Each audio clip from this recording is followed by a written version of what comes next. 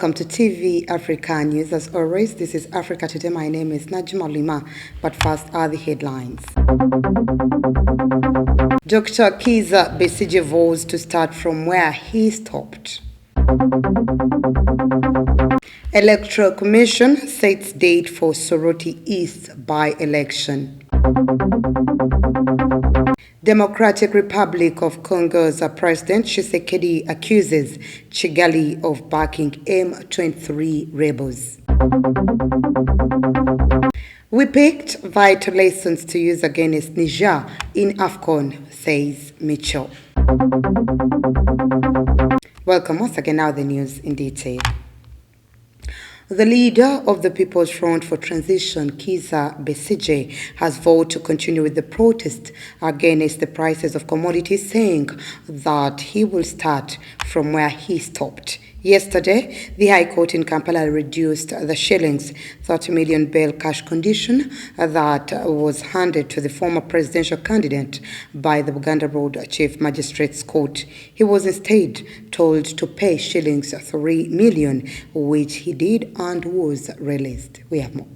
Speaking to the media after his release, Besigye said the conditions that were imposed on him were clearly not judicial conditions, adding that the magistrate who imposed such conditions has a duty to explain to Ugandans.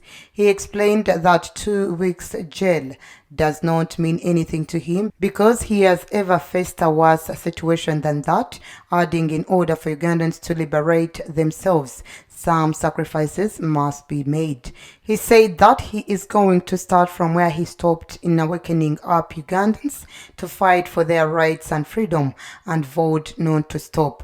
Besigye called upon Ugandans to wake up so that they can push together their economic rights that are now greatly infringed by the regime. He said that the prices which are harassing everybody can change overnight, even with the current circumstances, if certain decisions are taken regarding how our money is used. The Electoral Commission has revealed that the by-election of the Member of Parliament for Soroti East in Soroti City will take place on July 28th. According to the electoral program, the Commission will also fill the vacancy for municipality directly elected councillor for Achitugwen ward in Soroti City. Nalugo reports. In a statement, the spokesperson of the Electoral Commission, Paul Bukenya, said the by-election program will commence with an update of the National Voters Register from 10th to 14th June 2022 at update stations in each of the 13 parishes in Soroti East constituency. He said the Commission has appointed Tuesday 14th June 2022 as the cut-off date for registration of voters in the constituency. According to the Commission, the display of the National Voters Register will be conducted from June 27th to July 6th, 2022 at all the 63 polling stations in Soroti East constituency. Bukenya noted that the campaign meetings for candidates for Member of Parliament and municipality directly elected councillor will be held from 21st to 26th July 2022. The seat fell vacant following the nullification of the election of FDC's Moses Atan's victory by court. Meanwhile, the EC said it is currently implementing a program for conduct of women councils and committees elections. The Commission accordingly approved the program for the elections of the women councils and committees elections from the village to the national level. In preparation for the conduct of these elections, the Commission conducted a countrywide exercise to compare, verify, harmonize and confirm all administrative units. President Yoweri Kaguta Museveni has approved 81 names of people who will be awarded various medals on Heroes Day. The medals are in recognition of their contribution towards the liberation of the country. The State Minister for Economic Monitoring in the President's Office, Peter Ogwang, has announced this while in a press briefing held ahead the annual Heroes Day celebrations on June 9th at Media Center in Kampala. Ahumuza has more. While speaking to the media, the State Minister for Economic Monitoring in the President's Office, Peter Ogwang, has confirmed that the police spokesperson, Fred Enanga, is among the 34 medalists to be rewarded the 50th anniversary Golden Jubilee Medal. 34 medalists will receive the 50th anniversary Golden Jubilee Medal, which will be awarded in recognition of their outstanding service and loyalty to the country. 17 Nalubale medalists to be awarded for their contributions to the political development of Uganda. 18 Luero Triangle medalists, usually awarded to any officer, man and woman who joined the armed struggle against the dictatorship in Uganda. He listed the different names of individuals to be rewarded as they celebrate a record of proven integrity, patriotism and sacrifice, acts of bravery, setting a good example, truthfulness and love for others. The Minister of Health will be able to come and address the country in line with the prevailing situation as of now. But what I can confirm, and all of us are here, you are media people, that she has been tweeting in our official Twitter account, confirm you that there's a spike of COVID again in Uganda. So it is a call to all of us here, please take care. However, the minister added that there is a spike of COVID-19 cases, according to the Minister of Health, which he says should be an alert to many Ugandans to go back to following the standard operating procedures and protect themselves from getting affected. Mr. Enanga Fred, Golden Jubilee. He headed the Economic Crimes Department and worked as a CID Commander KMP, Commander Land Protection Police Unit, Commander CID Administration and Training, among others. He demonstrated high professionalism standards in criminal investigations, including large-scale corporate fraud of about 12 billion shillings and procurement fraud. In this case, the minister also added that the invited guests, together with other individuals who would want to attend the function, shall be required to have a COVID test. Under the theme commemorating our heroes and heroines, the event will be used to pay tribute to people who exemplified and defended the highest values of patriotism and sacrifice for the well-being of Uganda and its citizens. This year's celebrations are to be held at Kololo Ceremonial Grounds, and the President of Uganda, His Excellency Yoweri Kaguta Museveni, will be the chief guest. Let's take a quick break. We will be right back.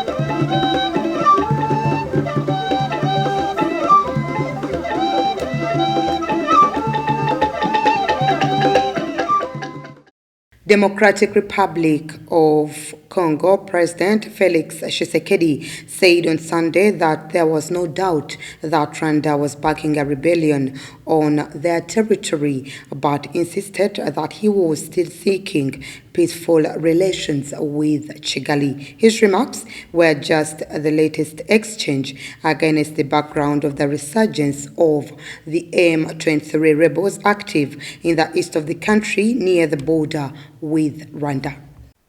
Democratic Republic of Congo's President Felix Tshisekedi was speaking as he visited Kinshasa's western neighbor Congo-Brazzaville for talks with President Denis Sassou Nguesso. Kinshasa has accused Rwanda of backing the M23 rebels who have been involved in a series of clashes with the army since the end of May, allegations Kigali has denied.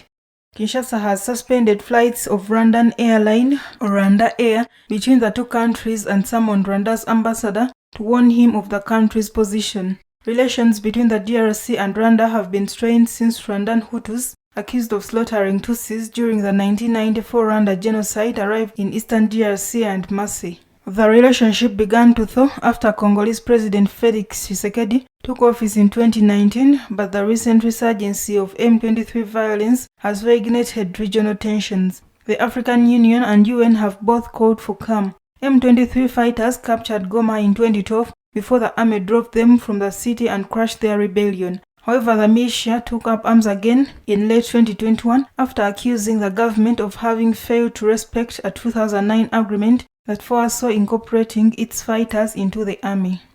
Moving on a visit to the Great Lakes region, Ambassador Bankole Adoye, who is the Commissioner for Political Affairs, Peace and Security at the African Union, paid tribute to Burundian soldiers who died while on service in Somalia. Let's take a look.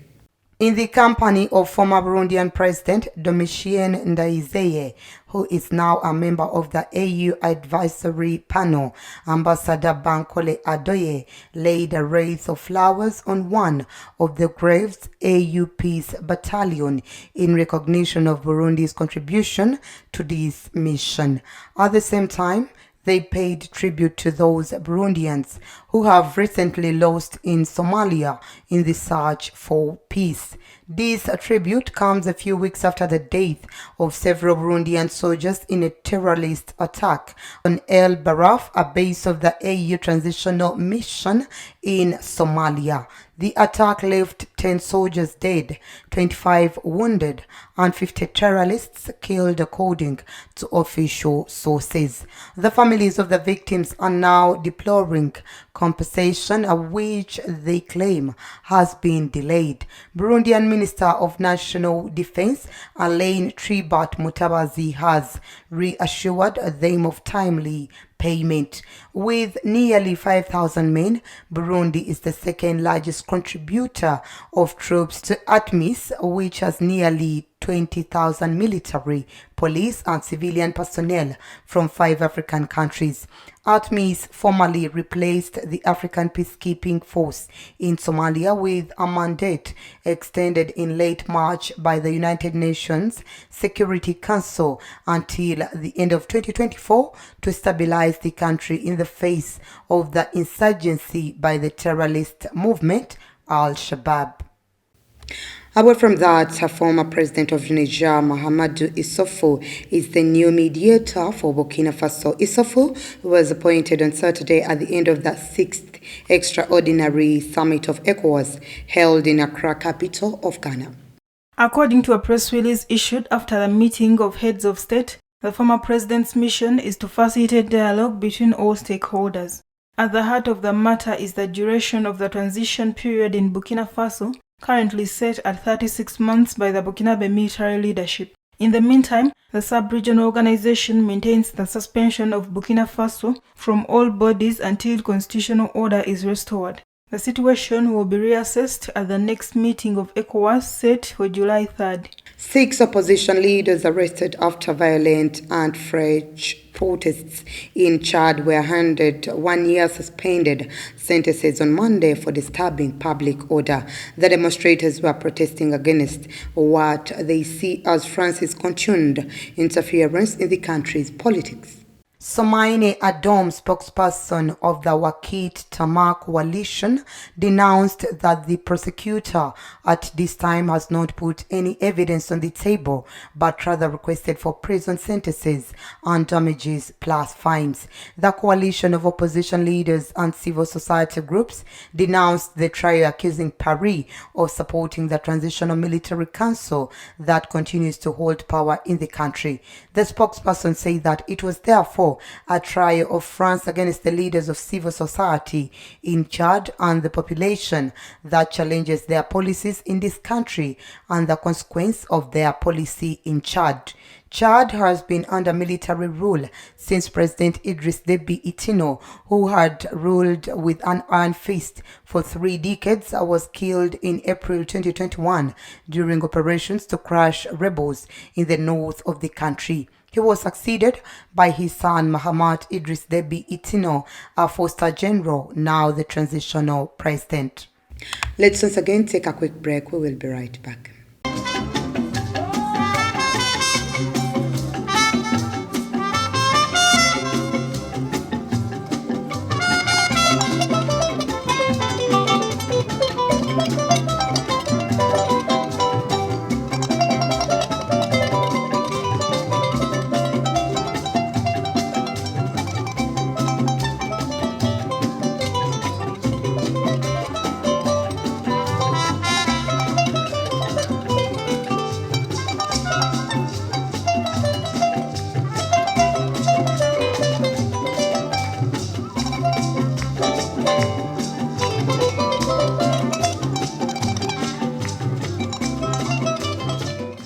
Welcome back. You're still watching TV Africa News, the right to know. In our business news today, under the UK Ivory Act 2018, the import, export and dealing of items containing elephant ivory in the kingdom are nearly all banned from Monday, regardless of their age, and all offenders will face fines of up to $315,000. In a bid to protect elephants, the United Kingdom is implementing a near total ban on elephant ivory sales from Monday. Under the new UK Ivory Act, the import, export and dealing of items containing elephant ivory in the kingdom are nearly all banned regardless of their age. Mary Rice, the executive director of EIA, explains that the Environmental Investigation Agency welcomed the move because one of the biggest threats to the elephants is the trade in ivory and the illegal trade in ivory. The African elephant population is bigger than its Asian counterpart, but both are on the IUCN Red List of threatened species. If the new UK ban will ensure vital protection for the species, conservation groups point at blind spots of the law. The enforcement of the Ivory Act took 4 years. According to certain campaign groups, the delay has allowed the ivory trade to find new ways of exploiting animals.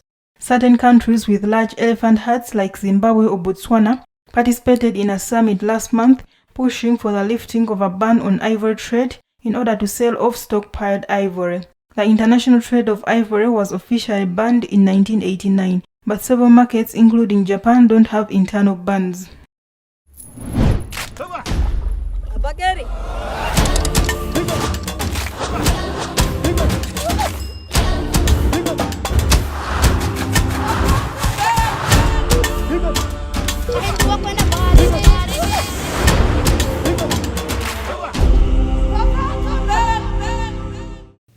In our health news today, the Ministry of Health has announced 35 new cases of COVID-19, the highest total over the last 3 months. According to the results for tests done on June 4th, 2022, 35 new cases were registered to bring the number of the cumulative coronavirus infections to 165,700 since the pandemic first hit in March 2020. According to the Health Ministry, all 35 cases were alerts and contacts from Kampala with 26, Wakiso 7 and Chilhura with 2. The development underscores the surge in COVID-19 cases in Uganda, as earlier revealed by the Health Minister Jane Ruth Acheng. In a statement on her social media on Sunday, Dr. Acheng said the country has started experiencing an increase in the number of daily infections, just like it was last year in January when the deadly Omicron variant hit the country, killing several people. The health minister, however, noted that the ministry is prepared to respond and save lives than before if the worst comes to worst. Acheng also noted that there is no indication for travel restrictions or lockdowns in the current circumstances, but urged individuals for self-protection. Following the reduction in daily cases, government further relaxed COVID-19 restrictions in April this year. Fully vaccinated members of the public are currently not required to wear face masks when they are outdoors, provided there are no crowds.